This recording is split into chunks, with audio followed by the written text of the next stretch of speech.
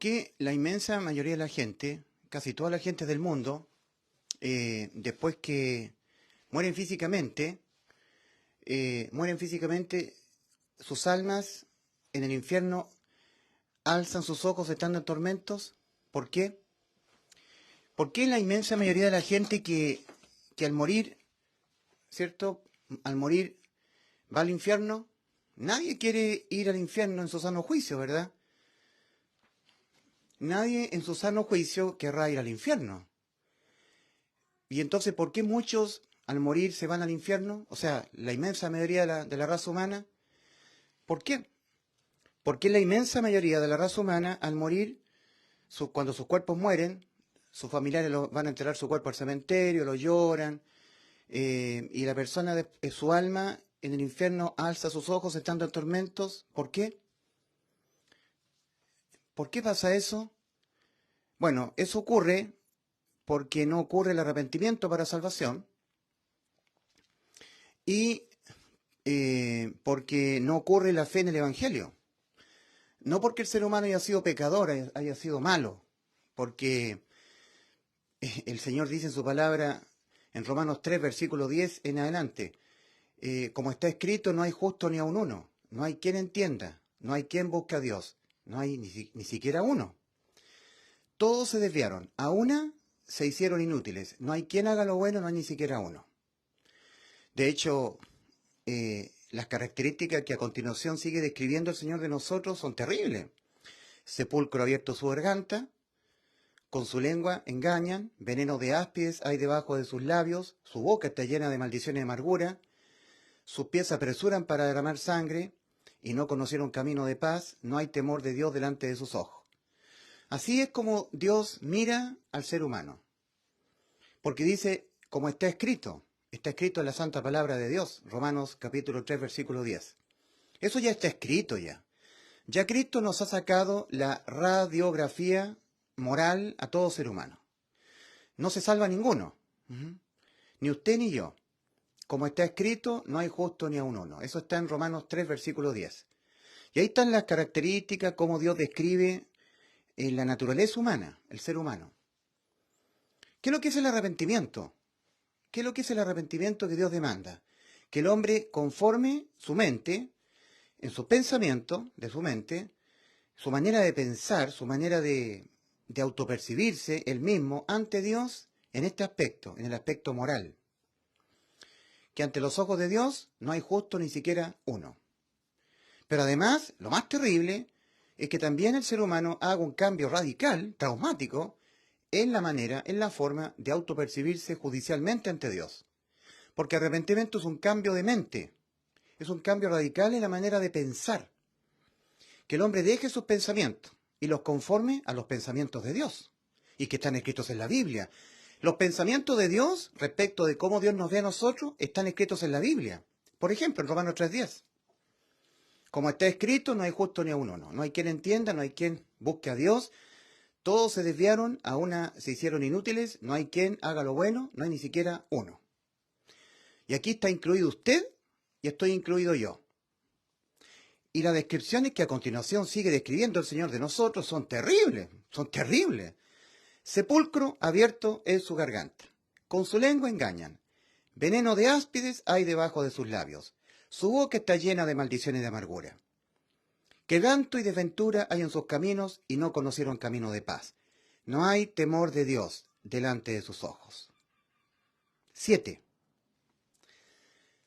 El 7 es el número que completa el proceso iniciado. Romanos 3:10. Como está escrito, no hay justo ni aun uno. No hay quien entienda. No hay quien busque a Dios. Todos se desviaron. A una se hicieron inútiles. No hay quien haga lo bueno. 7. No hay ni siquiera uno. La descripción completa. El 7 es lo que completa. Esa es la descripción total, completa que hace Dios de nosotros. Entonces nosotros somos dignos de ir al infierno. Porque para irse al cielo hay que ser justo. Y dice la Escritura, como está escrito, no hay justo ni aun uno. Por algo el apóstol Pablo en 1 Corintios 6, versículos 9 y 10 dice, ¿no sabéis que los injustos no heredarán el reino de Dios? Y Romanos 3:10 dice, como está escrito, no hay justo ni siquiera uno, ni uno solo, ni usted ni yo. De manera tal que el ser humano tiene que dejar de querer ser justificado él por Dios haciendo méritos, dejando el pecado, guardando santidad, dejando la tibieza, siendo fervoroso, cuidando la supuesta salvación que se puede perder, seguramente él dice que se puede perder. Dejar eso, dejar de estar por los méritos personales intentando ganarse su salvación del infierno, porque todos los seres humanos van marchando al infierno. ¿Cómo expuso nuestro Señor Jesucristo esta realidad? En Mateo 7, versículos 13 y 14. Ahí expuso Cristo esta realidad espantosa, terrible realidad, que compete a todo ser humano en este mundo. En Mateo 7, versículos 13 y 14, Cristo dice, entrad. Entrad. Entonces Cristo habla de una puerta estrecha. Entrad por la puerta estrecha, porque ancha es la puerta y espacioso y declinante el camino que va rumbo a la perdición, al infierno. Lo habla muy claro el Señor, al infierno. Y muchos, no pocos, no una cantidad mediana, no, muchos son los que entran por esta puerta ancha, del camino ancho y espacioso que va rumbo a la perdición, al infierno. Muchos. Y advierte el Señor, porque estrecha es la puerta y angosto el camino que va a la vida, y pocos son los que la hallan. Es que Cristo no dice son pocos los que entran por ella el camino angosto que va a la vida. Dice Cristo, son pocos los que la hallan. Ni siquiera Cristo está hablando de entrar, está hablando de hallar. Y resulta que para ser salvo hay que entrar. Hay que entrar. Y se entra solamente por la fe. El injusto solamente justificado por la fe en lo que Cristo vino a consumar para salvar nuestras almas. La persona es declarada justa. El injusto es declarado justo solamente por creer con todo su corazón en lo que Cristo consumó en la cruz para salvar nuestras almas del infierno. Nadie quiere ir al infierno, ¿verdad? Nadie. O sea, nadie en su sano juicio. Tendría que ser una persona orate, poseída por los demonios, que quiere irse al infierno. Pero nadie en su sano juicio quiere irse al infierno. Y entonces, ¿por qué muchos van al infierno? Porque no ocurre el arrepentimiento. No ocurre el arrepentimiento. Cristo advierte, si no os arrepentís, todos pereceréis igualmente. Lucas 13, del 1 al 5. ¿Y por qué no ocurre la fe en el Evangelio? Cristo advierte, el que no creyere en el Evangelio será condenado. Marcos 16, 16. No el que fuera un pecador. En Lucas 13, del 1 al 5, el Señor dice, si dejas de ser pecador, todos pereceréis igualmente. No dice esa falacia. Eso es una falacia. Cristo dice, si no os arrepentís, todos pereceréis igualmente. Entonces surge la religión. Tienes que arrepentirte de tus pecados. Mentira. Siempre tenemos que arrepentirnos de nuestros pecados porque siempre pecaremos hasta que nos muramos. Así que siempre tenemos que arrepentirnos de nuestros pecados. Pero ese arrepentimiento de los pecados no es el arrepentimiento que Dios demanda al hombre para la salvación de su alma. No. No, ese arrepentimiento que sí Dios está demandando al hombre es metanoia en griego. Cambio de mente. Recordemos que el Señor Jesucristo le vinieron unas personas a decir al Señor lo que Pilato había hecho con unos galileos. En Lucas 13, versículo 1 al 5. Le vinieron a decir al Señor lo que el gobernador Pilato había hecho con unas personas que estaban adorando en el templo. Estaban ofreciendo holocaustos, sacrificios a Dios por sus pecados, haciendo expiación por sus pecados, tal y cual como Dios lo había mandado en la ley. O sea, esos galileos estaban haciendo lo correcto según la ley. Estaban ofreciendo corderitos, cabritos en el altar de sacrificio, ¿cierto? Pero resulta que Pilato entró ahí al templo, los tomó a ellos, los mató y su sangre la mezcló con los sacrificios de ellos. O sea, la sangre de los corderitos, de los cabritos, la mezcló con la propia sangre de estas personas. O sea, ante el escrutinio público de todos los demás galileos, esos galileos, porque les acontecieron tales cosas, tendrían que haber sido más pecadores que todos los galileos. Eso pensarían las personas. Y lo cual es muy lógico, ¿verdad? Cuando a una persona le ocurre una desgracia muy grande, El pensamiento lógico de nosotros tendrá que ser algo muy malo, tendría que haber hecho a esa persona para que le hubiera ocurrido tal desgracia. Entonces, una persona le vinieron a contar al Señor lo que el gobernador Pilato había hecho con esos Galileos. Para que aprendamos que el arrepentimiento que Dios sí está demandando es aquí, en la mente, en los pensamientos, no en las conductas. Que yo me arrepiento de mis pecados, mis conductas pecaminosas. No, jamás Dios demanda el arrepentimiento de los pecados, nunca. Ni en Marcos 1.15, ni en Lucas 13, el 1 al 5, ni en Hechos 17, versículos 30 y 31, ni en Romanos 2.5, ni en 2 de Pedro 3.9. En ninguno de esos pasajes Cristo está vinculando el arrepentimiento con los pecados, ¿no? Marcos 1.15, arrepentíos y creed en el Evangelio. Ahí, ¿dónde están siendo mencionados los pecados? Arrepentíos a secas, no de los pecados. Siempre tenemos que arrepentirnos de los pecados, eso es lógico, pero Dios no está mencionando los pecados. Por ejemplo, en Lucas 13, del 1 al 5, si no os arrepentís a secas, todos pereceréis igualmente. Ahí no están siendo mencionados los pecados tuyos, los pecados míos, los pecados de usted. No, si no os arrepentís. Acá, en los pensamientos, en esos pensamientos torcidos que tú tienes, en cómo tú te autopercibes ante Dios en el aspecto moral, espiritual y judicial.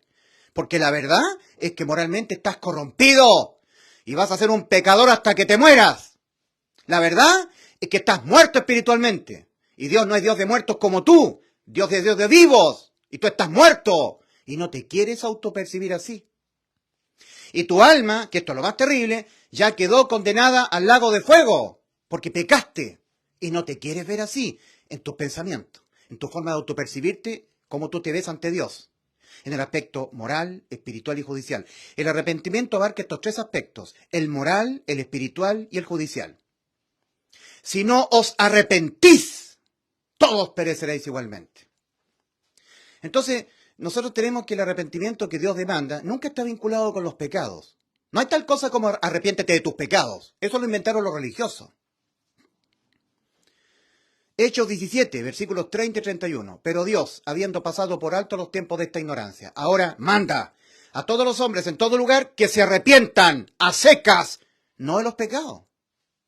Que se arrepientan, por cuanto ha establecido un día en que juzgará al mundo con justicia por aquel varón, Cristo, a quien designó, habiendo dado fe a todos con haberle levantado de los muertos. Hechos, capítulo 17, versículos 30 y 31. Y ahí no están siendo mencionados los pecados. Romanos 2.5. Pero por tu dureza y por tu corazón no arrepentido. Los pensamientos de tu corazón no modificados a lo que Dios dice en la Biblia. Atesora para ti mismo ira, para el día de la ira y de la revelación del justo y espantoso y horrible juicio ante gran trono blanco, ante el juicio de Dios. Arrepentimiento para salvación. Aquí en la mente. Estas personas le fueron a contar al Señor Jesús lo que Pilato había hecho con esos Galileos. Y el Señor le responde a estas personas. Pensáis. El arrepentimiento para salvación es metanoia. Aquí, cambio aquí, interno, en tus pensamientos. No un cambio externo conductual. No, eso es religión. El arrepentimiento es aquí, interno, en los pensamientos, no en el cambio conductual. Que yo me arrepiento de mis pecados, hago el cambio conductual, dejo el mundo atrás y sigo a Cristo. No, eso es religión. Eso es hipocresía. Porque usted y yo vamos a pecar hasta que nos muramos. No, el arrepentimiento que Dios demanda está vinculado a los pensamientos. El Señor le dice a estas personas, pensáis, aquí, en la mente, eso pensáis, aquí en tus pensamientos, pensáis que aquellos Galileos, porque les acontecieron tales cosas, eran más pecadores que ustedes, eran más pecadores que todos los Galileos, os digo no, antes si no cambiáis vuestros pensamientos, metanoia, antes si no os arrepentís, aquí, en la mente, todos pereceréis igualmente. ¿Cómo yo fui salvo del infierno? ¿Cómo yo, Ulises Astudillo, fui salvo del infierno? Entre paréntesis, feliz Navidad de Cristo, feliz Navidad de Cristo para todos los que son personas que tienen algún afecto por la persona de Cristo. aquellos que celebran a Cristo, su natividad. ¡Feliz Navidad!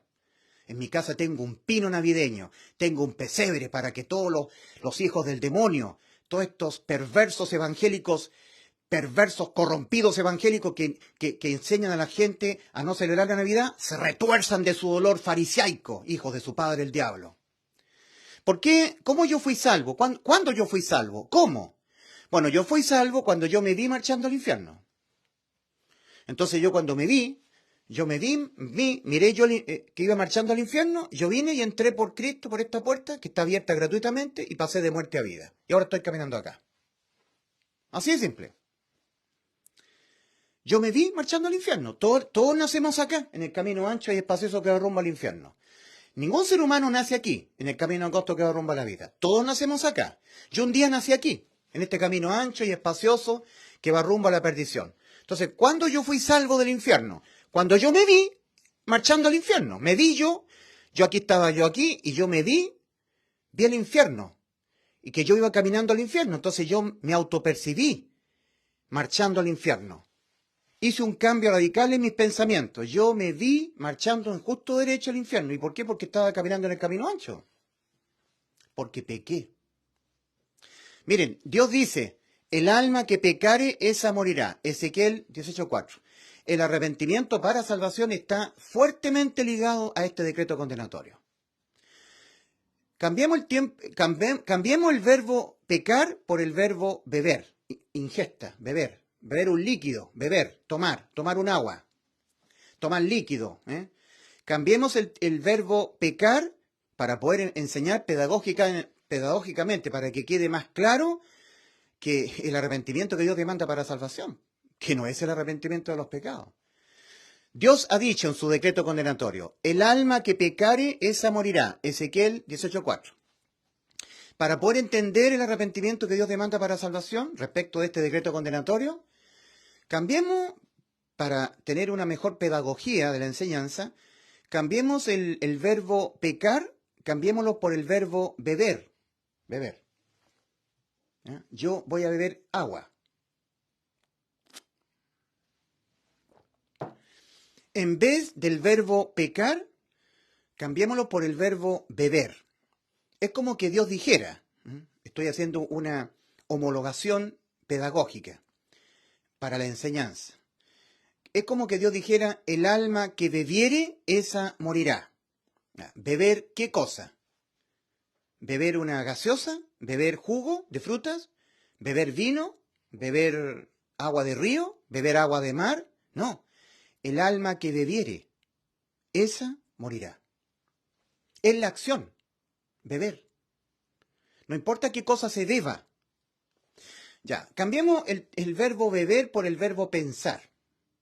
A propósito del arrepentimiento, que es un cambio en el pensar. Es un cambio radical en la manera en que el ser humano se mira a sí mismo ante Dios en el aspecto espiritual, moral y judicial. Tiene que cambiar. Porque inicialmente el ser humano no se ve condenado al infierno. Y sí está condenado al infierno, porque ya pecó. Espiritualmente está muerto, porque pecó. El decreto condenatorio, el alma que pecare esa morirá, o la paga del pecado es muerte, Romanos 6:23, se aplicó inmediatamente sobre el espíritu. La persona dejó el estado de inocencia, el estado de niñez. A propósito, la persona que muere así se va al cielo, directo. De los tales es el reino de los cielos, de los niñitos. Por eso que yo, en este camino ancho y en este camino angosto que va rumbo a la vida, y en el camino ancho que va rumbo a la perdición, yo hago una excepción de los niños. Cuando yo digo nadie nace en el camino ancho, bueno, los niños nacemos en el camino ancho, pero dejando el estado de niñez, nadie nace salvo. En ese sentido, ¿verdad? Porque todos nacemos salvados, que somos niños. Al morir nos vamos al cielo. Pero dejando el estado de niñez, se acaba esta excepción condenatoria. Porque el ser humano adquiere la plena conciencia de lo que es bueno y malo. Y de ahí en adelante, Dios sí le empieza a tomar en cuenta penalmente sus pecados al ser humano. Y al primer pecado tomado penalmente en cuenta por Dios, se aplica el decreto condenatorio. La paga del pecado es muerte. Y ese decreto condenatorio se aplica sobre el espíritu. Entonces el espíritu muere de inmediato. ¿Qué es lo que es el arrepentimiento? El reconocimiento de que la persona está muerta espiritualmente por haber pecado y necesita nacer de nuevo. ¿Qué más? Que por haber pecado su alma quedó condenada a la muerte. Está viva, pero quedó condenada a morir. Y una vez que el alma quedó condenada a morir, no hay nada en lo absoluto que el ser humano le pueda ofrecer a Dios para que la sentencia de la muerte contra su alma quede sin efecto. Nada, va al infierno la persona. En justo derecho tiene que ir al infierno, a esperar en tormento el juicio. Y por ese único pecado cometido, se lanzado al lago de fuego. Así se pagan los pecados, con la muerte del alma. ¿Hay alguna otra manera diferente en que el pecado se condene penalmente, pero que no sea con la muerte del alma? No, lamentablemente no. En el aspecto penal de la condena, ¿hay alguna otra forma diferente en que un pecado sea condenado, pero que no sea con la muerte del alma? No, no hay ninguna otra manera diferente, solamente con la muerte del alma. El alma que pecare, esa morirá. Y el alma de usted ya pecó. Un día usted cometió un pecado, no importa qué tipo de pecado sea. Volvamos a este decreto condenatorio. El alma que pecare, esa morirá. Ezequiel 18:4. Cambiemos el verbo pecar por el verbo pensar. Es como que Dios dijera, porque todo esto yo lo estoy, esta homologación del verbo pecar al verbo pensar, lo estoy usando para el efecto pedagógico, para que se entienda mejor el decreto condenatorio y se entienda mejor el arrepentimiento que sí Dios demanda al hombre para la salvación de su alma. Que el arrepentimiento es el reconocimiento de que por haber pecado el alma ya quedó condenada a morir. Y una vez que el alma quedó condenada a morir, va al infierno. Porque no hay ninguna otra forma en que el ser humano pueda ofrecerle algo a Dios, hacer o dejar de hacer para evitar que esta sentencia a la muerte contra su alma quede sin efecto. No hay nada en lo absoluto. Porque la única manera en que penalmente el pecado se condena es con la muerte del alma y nada más. Entonces vamos a este ejemplo de que, suponiendo que en vez de pecar el verbo sea pensar, es como que Dios dijera entonces, el alma que pensare, esa morirá. Ya, ¿pensar qué cosa? ¿Pensar en las vacaciones? ¿Ahí el alma morirá? No, no importa qué pienses, es la acción. A ver, ¿pensar en ir a trabajar? ¿Pensar en mi familia? ¿Pensar en qué? ¿Pensar en algo malo? No importa en lo que pienses, es la acción. Es como que Dios dijera, el alma que pensare, esa morirá. Es lo mismo, es la acción de pensar. Como que no hay que pensar. O sea, que no hay que pensar. No, si tú piensas, tu alma queda condenada al lago de fuego. Así de terrible es este decreto condenatorio que abarca toda la raza humana. Entonces, cuando yo fui salvo del infierno, cuando mi alma fue salvada de la muerte, cuando yo me vi con mi alma condenada a la muerte, lo primero que tiene que ocurrir en un ser humano para que su alma sea salvada es que el alma reconozca que quedó condenada al infierno. Si nunca ocurre este reconocimiento, el alma va al infierno, va al infierno. O sea, yo un día me vi marchando al infierno. Me vi yo aquí. Miré el infierno yo. Voy marchando al infierno. Necesito ser salvo del infierno. Arrepentimiento es un cambio radical en la manera de autopercibirse el ser humano ante Dios. Que por ya haber pecado, no importa qué tipo de pecado haya sido el cometido, su alma ya quedó condenada al lago de fuego. Arrepentimiento, metanoia. A ver si lo puedo escribir acá. Arrepentimiento. Entonces vamos de nuevo a Marcos 1:15. El tiempo se ha cumplido y el reino de Dios se ha acercado. Arrepentíos. Arrepentíos. Arrepentimiento. Arrepentimiento. Arrepentíos y creed en el Evangelio. Siempre que nosotros encontramos esta palabra en la Biblia, por ejemplo en Marcos 1:15, vamos a anotarlo acá, Marcos 1:15, o Marcos 1:15, o Lucas 16, a ver, Lucas 13, del 1 al 5, Lucas 13, del versículo 1 al 5, o Hechos, también Hechos de los Apóstoles, Actos, ¿cierto? Hechos, capítulo 17, versículos 30 al 31. Ahí Pablo dice, pero Dios, habiendo pasado por alto los tiempos de esta ignorancia, ahora manda a todos los hombres en todo lugar el arrepentimiento, que se arrepientan. Y esa palabra es metanoia en griego. Metanoia. Significa metamorfosis, metanoia. Ajá. Metanoia. Metanoie, metanoia, metanoia, metanoua. Hay diferentes formas en que la palabra está siendo expresada, ¿eh? Pero significa lo mismo, arrepentimiento. Romanos 2:5, pero por tu dureza y por tu corazón no arrepentido, atesora para ti mismo ira para el día de la ira y de la revelación del justo juicio de Dios. Romanos capítulo 2, versículo 5. Segunda de Pedro 3:9, y así uno puede ir sumando versículos. Segunda de Pedro 3:9, no queriendo que ninguno perezca, sino que todos procedan a la metanoia, arrepentimiento. No queriendo que ninguno perezca, sino que todos procedan a este acto del cambio de los pensamientos. Que el hombre entienda que ya quedó condenado, porque pecó. El alma que pecare, esa morirá. ¿Qué tipo de pecado? ¿Maté a alguien? ¿Robé? ¿Mentí? No importa qué tipo de pecado. Para Dios no hay diferencia de pecado. Para nosotros sí, pero para Dios no. Para Dios no existe tal cosa como un pecadímetro, o sea, para medir los pecados. Como que supuestamente los pecados son diferentes unos de otros. No, condenatoriamente son todos iguales. O sea que un pecado de pensamiento es lo mismo que un pecado de homicidio ante los ojos de Dios. Y usted ya tuvo un mal pensamiento. Para Dios es exactamente lo mismo que usted haya matado. Para que el hombre entienda la condición en la que se encuentra, en el aspecto moral, que no tiene la capacidad, el ser humano, y no la va a tener jamás, la capacidad para nunca desobedecer los mandamientos de Dios, para que llegue un momento el ser humano que de ahí en adelante nunca más él desobedezca los mandamientos de Dios, no, eso jamás le va a ocurrir.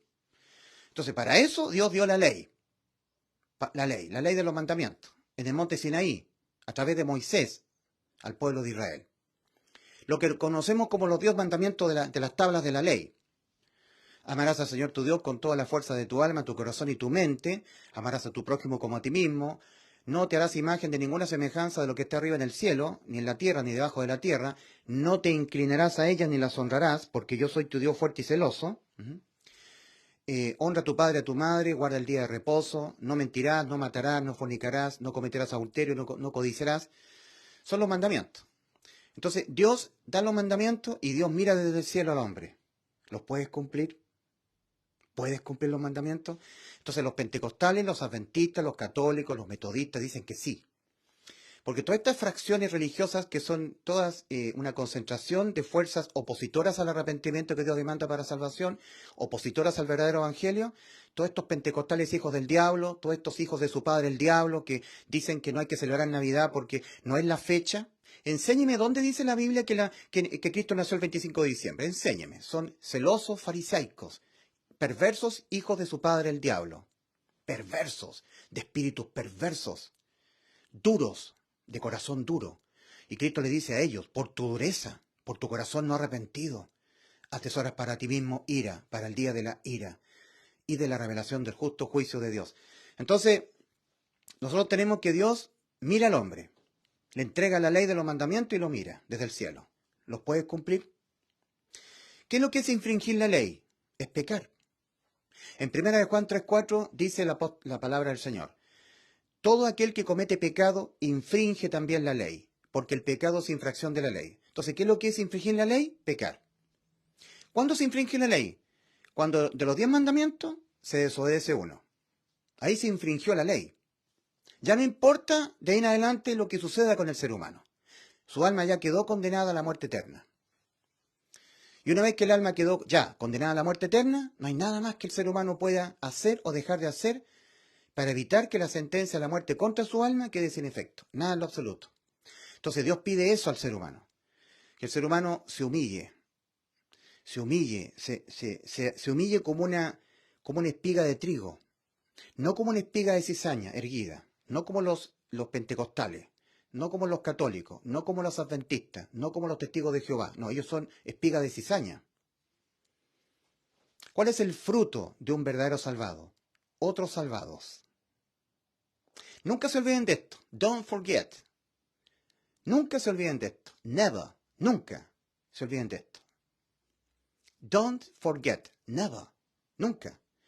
Que el verdadero fruto de un verdadero salvado son otras almas salvadas.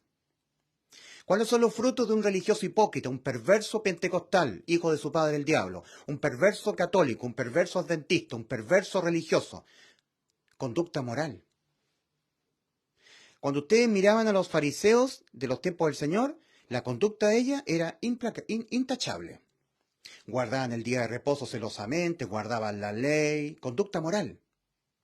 Celosos de la ley de los mandamientos. Entonces, cuando usted ve un pentecostal, el pentecostal dice, no hay que cometer pecado, hay que guardar santidad, Cristo viene por una iglesia santa y sin mancha y arruga. Celosos de la ley. Pero son incapaces o no quieren reconocerlo, el por qué Dios dio la ley. ¿Por qué Dios dio la ley? Eso ellos no lo quieren ver. Ellos solamente ven la ley y son celosos de la ley, de los mandamientos. No hay que mentir, no hay que robar, no hay que fornicar, nosotros no somos perfectos, pero nosotros no somos corrompidos. Siguen vinculándose en la ley, siempre. La palabra del Señor dice, porque todos los que dependen de las obras de la ley están bajo maldición. Gálatas 3, versículos 10 y 11. ¿Quiénes dependen de las obras de la ley? ¿Quiénes están dependiendo? Dependiendo de las obras de la ley, para según ellos, por fin, cuando se mueran, irse al cielo.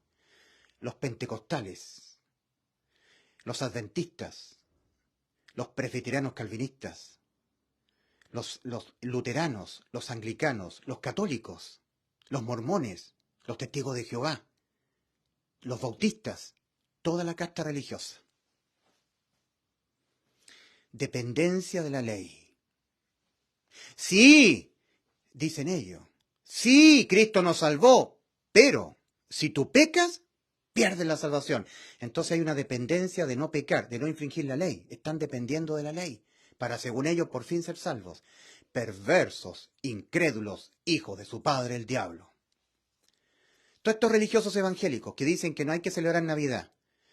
Enséñeme, don Ulises, ¿dónde dice en la Biblia que Cristo nació el 25 de diciembre? ¿Usted que conoce tanto la Biblia? Perversos, hipócritas. Se muestran como sepulcros blanqueados y por dentro están llenos de huesos corrompidos. Tal como se lo dijo el Señor a los fariseos. Sepulcros blanqueados, fariseos hipócritas que se muestran muy celosos de Dios. Y al mundo que está en completa oscuridad le enseñan a no celebrar Navidad. Por los formalismos. Porque Cristo no nació el 25 de diciembre. No. ¿Y el resto del año? No, tampoco celebro Navidad. La idea es no celebrar a Cristo. Imagínense cómo está mi país, completamente en oscuridad. En antaño yo veía motivos navideños. Un mundo completamente en oscuridad, por lo menos, colocando un pinito. Por lo menos haciendo referencia al nacimiento de Cristo. Por lo menos. Sabemos que un pino es algo que no tiene ninguna relación con la Navidad, pero por lo menos, un motivo navideño, un memorial. Entonces cuando yo salía a predicar el Evangelio tenía más chance. Imagínense cómo ahora está el mundo. El mundo enseñado por los pentecostales. El mundo enseñado por los bautistas. Los pentecostales. No hay que celebrar Navidad. Entonces lo que le quedaba al mundo de la rememoranza de Cristo, ahora tiene menos todavía. Imagínense lo que significa para mí predicarle a mi país Chile de Cristo a un mundo que desprecia a Cristo, que no tiene ningún sentimiento por Cristo. No hay sentimiento por la persona de Cristo. A mí me daba tanta angustia. Anoche recorrí yo Viña del Mar, Quintero, no había ningún motivo navideño. Todos aprendiendo de los pentecostales, hijos de su padre el diablo, de los bautistas, hijos de su padre el diablo, que tienen el espíritu anticristo. Y que dicen ellos que son de Cristo y son celosos de los formalismos. Son celosos de la ley. Pero ellos no quieren reconocer el por qué Dios dio la ley. ¿Para qué Dios dio la ley? La ley de sus mandamientos al hombre que está corrompido moralmente. Para que el hombre que está corrompido moralmente reconozca que está corrompido moralmente. para eso. Es como el ejemplo que yo di de Superman, el superhéroe. Un niñito viendo las películas de Disney, él creyó que era Superman. Entonces les pidió a su papá que le comprara el traje de Superman. Es como ver en los dibujos del Hombre Araña o las películas del Hombre Araña. Entonces el niñito ahora se coloca el traje del Hombre Araña y se cree el Hombre Araña tirando, ¿cierto? Estas contas de telaraña. Superman puede volar. Y es un hombre que no puede morir porque es un hombre de acero y tiene vista de rayos X, ve detrás de las paredes. En este ejemplo que yo di, de esta historia ficticia, de unos padres que se asustaron porque su hijito se empezó a creer Superman, para que el hijito cambiara aquí en la mente su forma de autopercibirse, para que ocurriera arrepentimiento, el papá tomó a su niñito y le dijo, tú eres Superman, ¿verdad? Sí, papá, soy Superman. Entonces, el papá y la mamá habían escuchado que habían ocurrido historias trágicas de pequeñitos que se habían subido a la azotea de un edificio y se habían lanzado al vacío creyéndose que eran Superman, con el traje de Superman, con esa bata que vuela, esa capa que vuela a la espalda, y cayeron del precipicio, se cayeron al vacío y se murieron reventados en el pavimento abajo. Entonces se llenaron de temor los papás y dijeron, ¿cómo hacemos metanoia para nuestro niño? ¿Cómo hacemos para que él convierta su forma de autopercibirse a la verdadera forma en que él es? Pues él es un niño de carne y hueso, él no sabe, él no puede volar, pero se cree Superman.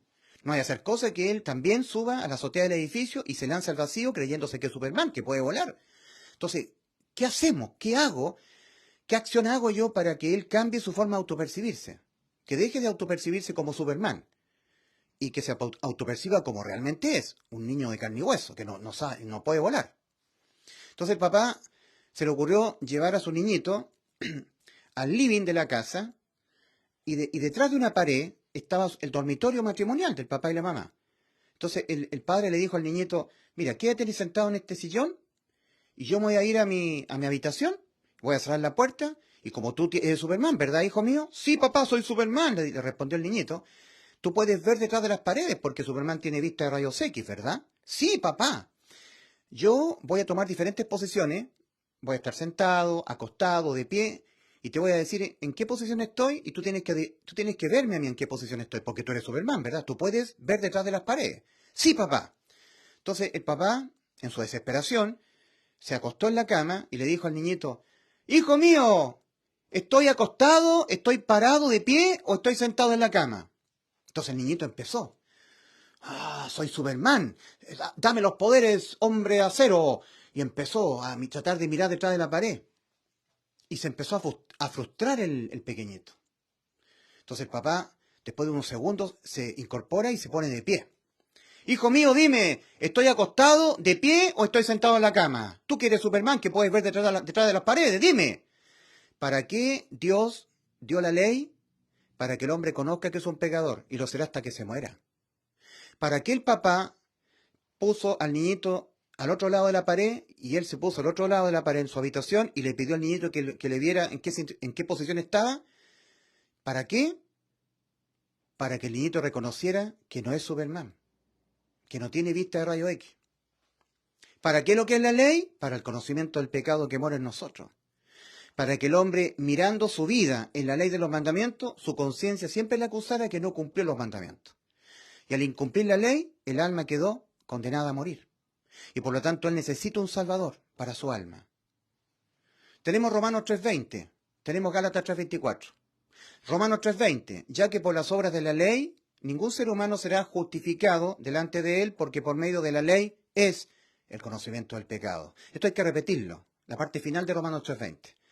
Ya que por las obras de la ley ningún ser humano será justificado delante de él, porque por medio de la ley, a través de la ley de los mandamientos, que yo reconozco que no la puedo cumplir, conozco que el pecado mora en mí, para el conocimiento del pecado que vivirá en mí siempre, que yo siempre pecaré. De alguna u otra manera siempre infringiré la ley, jamás la podré cumplir hasta que me muera. Para que ocurra a mí, para que en mí ocurra esta convicción de que yo jamás podré cumplir la ley de los mandamientos de Dios, porque en mí no hay no hay la capacidad moral que Dios tiene para yo poderla cumplir. Que la moral de Dios está plasmada en forma parcial en los mandamientos. Para eso Dios dio la ley. Entonces el papá, ¿para qué puso al niño entre la pared? O sea, dividió al niño y él en medio de una pared. ¿Para qué el papá puso al niño en la pared?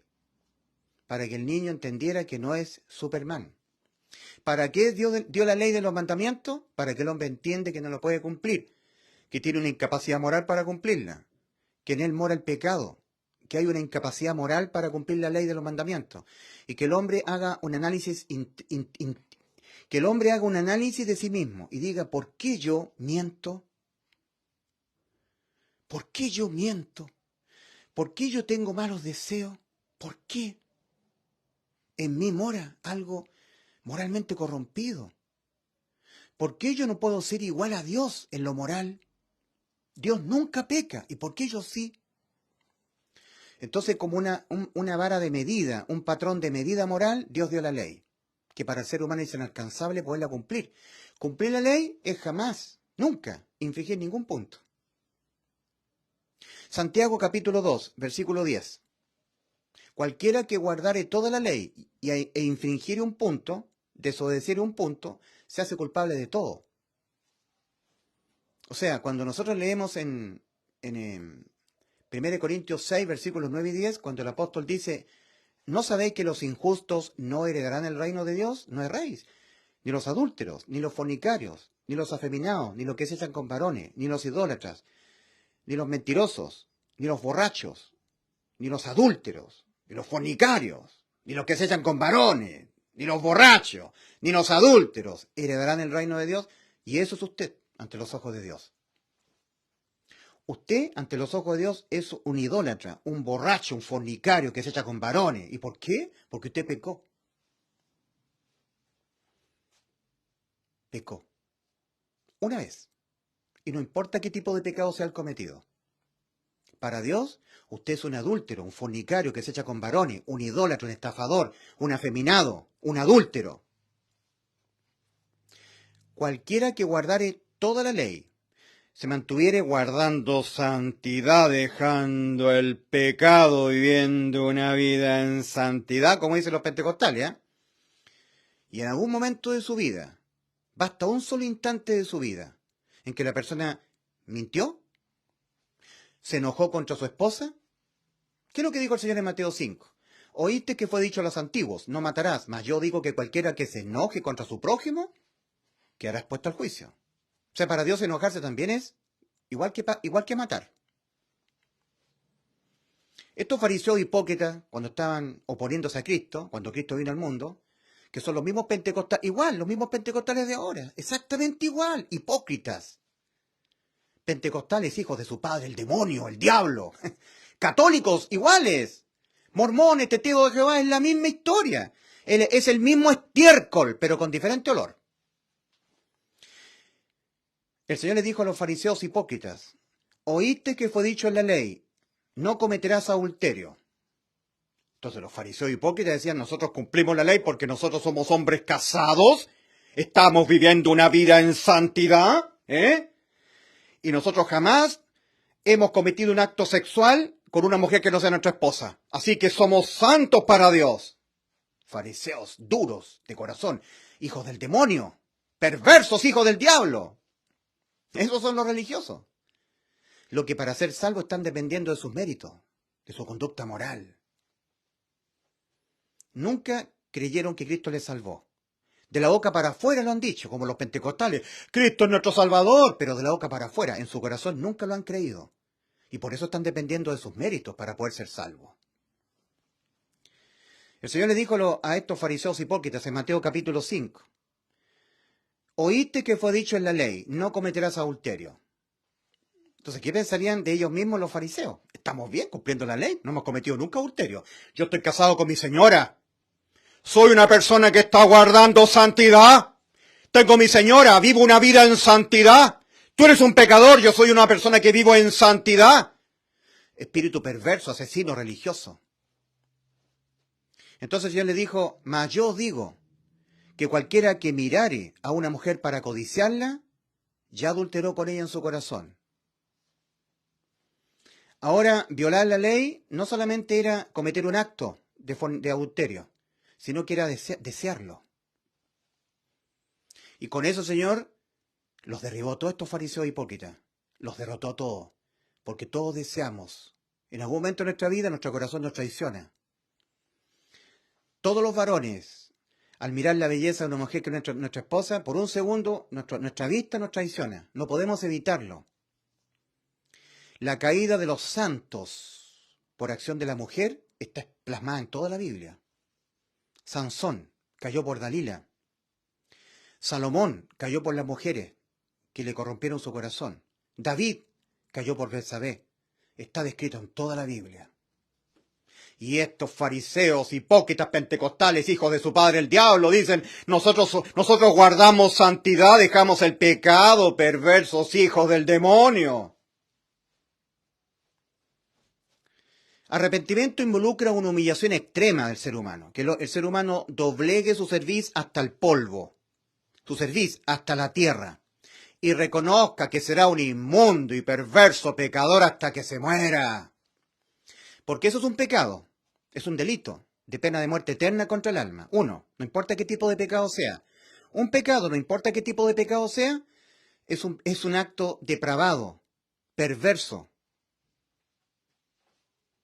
No existen los pecadímetros para supuestamente medir un pecado respecto de otro. Para Dios son todos iguales de depravados y perversos. El pecado está simbolizado como la lepra en la palabra del Señor. El leproso tenía que decirle a los demás, inmundo soy, inmundo soy, inmundo, inmundo. Eso es lepra. Y tenía que anunciar el leproso, mi carne tiene lepra, aléjense de mí, soy un inmundo, inmundo, inmundo. Lepra, pecado. Y yo cometo pecados, y usted también. Usted es un inmundo pecador. El pecado también está siendo simbolizado con el veneno de la serpiente ardiente. Cuando el israelita era inoculado por el veneno, quedaba condenado a la muerte. Cuando usted pecó, su alma quedó condenada a morir. Una vez que el israelita, estoy hablando del libro del Éxodo, cuando le pidieron a Moisés que intercediera ante Dios para que Dios le quitara esta mortandad tan grande, Dios le dijo a Moisés, hazte un asta, una serpiente de bronce, ponla sobre el asta, y cualquiera que fuere mordido por la serpiente ardiente y que mirara la serpiente de bronce, vivirá. Seguramente había muchos israelitas que habían sido mordidos, inoculados por la serpiente. Pero ellos, hablemos de metanoia, cambio radical en la manera de autopercibirse. Ellos no se autopercibían que iban a morir. Porque ellos seguramente dirían, es que el veneno de la serpiente no fue tan severo, no fue tan intenso, fue un raspajo nomás, no me mordió bien profundo. Además yo tengo hierbas, yo puedo acudir a alguna hierbatera, alguna curandera, y yo me puedo zafar. Entonces esa persona no miraría la serpiente de bronce. Cuando realmente, con todo su corazón, depositando fe en la serpiente de bronce, ¿cuándo ese judío miraría con fe a la serpiente de bronce? Cuando en él hubiera convicción de muerte. Había sido inoculado con el veneno mortal de la serpiente ardiente, él entendía con convicción absoluta su realidad. Voy a morir. Voy a morir. No hay nada que me zafe de esto. La serpiente me mordió, me inoculó el veneno, voy a morir. Esa persona miraría la serpiente de bronce levantada en el desierto. Cristo se lo dijo a Nicodemo, y como Moisés levantó la serpiente en el desierto, así es necesario que el Hijo del Hombre sea levantado, para que todo aquel que en él crea no se pierda, mas tenga vida eterna. Entonces, ¿qué es lo que es el arrepentimiento? El arrepentimiento es un cambio radical en la manera, en la forma en que el ser humano se autopercibe a sí mismo ante Dios en el aspecto judicial. Pecó, el alma quedó condenada a la muerte. Y una vez que el alma quedó condenada a la muerte, créalo, mi querido amigo, créalo de todo su corazón. No hay nada que usted pueda hacer o dejar de hacer. para evitar que la sentencia a la muerte de su alma quede sin efecto. Nada, en lo absoluto. Entonces la religión inventa. Yo le pido perdón a Dios por todos mis pecados y acepto a Jesús. Yo me arrepiento de todos mis pecados. Usted sigue haciendo. Yo le pido perdón a Dios por mis pecados. Usted sigue haciendo. Está pidiendo perdón. Está haciendo. Yo me arrepiento de todos mis pecados. Dejo el pecado, dejo el mundo y sigo a Cristo. Sigue haciendo. Está dejando y haciendo. Dejando de hacer y haciendo. Yo le entrego mi vida a Cristo. Sigue haciendo usted. Usted sigue haciendo. Usted ya quedó inoculado con el veneno. Usted ya pecó. El alma que pecare, esa morirá. Irá al lago de fuego. Yo acepto a Jesús como mi Salvador. Sigue haciendo. Usted está aceptando. Yo le entrego mi vida a Cristo. Usted sigue haciendo. Yo me arrepiento de todos mis pecados. Sigue haciendo. Usted sigue haciendo. Yo le pido perdón a Dios por todos mis pecados. Usted sigue haciendo. Usted sigue haciendo. Yo me arrepiento de mis pecados, dejo al mundo atrás, antes era un bebedor, fumador, bailaba, fornicaba, era un pecador del mundo. Ahora yo giro, hago el cambio eterno. No, el cambio tiene que ser interno, amigo, acá, en sus pensamientos. En la manera en cómo usted se autopercibe ante Dios, en el aspecto espiritual, moral y judicial. Porque la verdad, la verdadera forma en que usted está espiritualmente muerto y necesita nacer de nuevo. Usted está moralmente corrompido y lo va a estar así hasta que su cuerpo muera. Y su alma quedó condenada a morir. Y no hay nada que lo zafe. Nada. Nada que usted pueda hacer o dejar de hacer. Arrepiéntase. Haga el cambio radical en la manera de autopercibirse aquí, en sus pensamientos respecto de cómo usted se autopercibe ante Dios, en estos tres aspectos. Usted va marchando al infierno, y al infierno va. ¿Cuándo fui salvo yo? Cuando yo aquí me vi marchando al infierno. Entonces yo vine y dije, si sigo caminando así, me voy al infierno. Entonces yo entro por Cristo, al camino angosto que da la vida. Y ahora estoy caminando acá. Y este camino no tiene reversa. Este camino no es con reversa. Las distintas sentencias que va adquiriendo el ser humano conforme va pecando, ya es un proceso que no puede revertirse. No es reversible. No es reversible. Porque el pecado se va condenando siempre con la muerte del alma. Y las distintas sentencias a la muerte contra el alma, que va acumulando el ser humano conforme va pecando, no es un proceso que pueda ser reversible, que se pueda revertir. Porque ¿hay alguna otra manera diferente en que penalmente se condene el pecado, pero que no sea con la muerte del alma? Respuesta, no hay ninguna otra manera diferente. Entonces, el arrepentimiento es fundamental. Es fundamental. No el arrepentimiento de los pecados, no, el arrepentimiento aquí. Acá, en el corazón, en la mente. En Jeremías capítulo 17, versículos 9 y 10, Dios dice, porque engañoso más que todas las cosas y perverso es el corazón. ¿Quién lo conocerá? Yo Jehová Dios, que escudriño la mente y que pruebo el corazón. Mente y corazón. El Evangelio hay que conocerlo, entenderlo. Conocerlo el Evangelio. Entender cómo fue que Cristo nos ha dejado incondenables a estas almas pecadoras que van a pecar todo el tiempo que moren en el cuerpo. ¿Cómo lo hizo Cristo? ¿Cómo nos salvó del lago de fuego? ¿Cómo nos salvó el alma pecadora de la muerte? Eso hay que entenderlo, hay que conocerlo. Porque ¿cómo el ser humano va a depositar fe en algo que no entiende?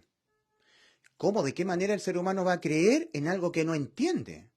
Se tiene que entender la salvación de Cristo para luego creerla con todo el corazón, con fe.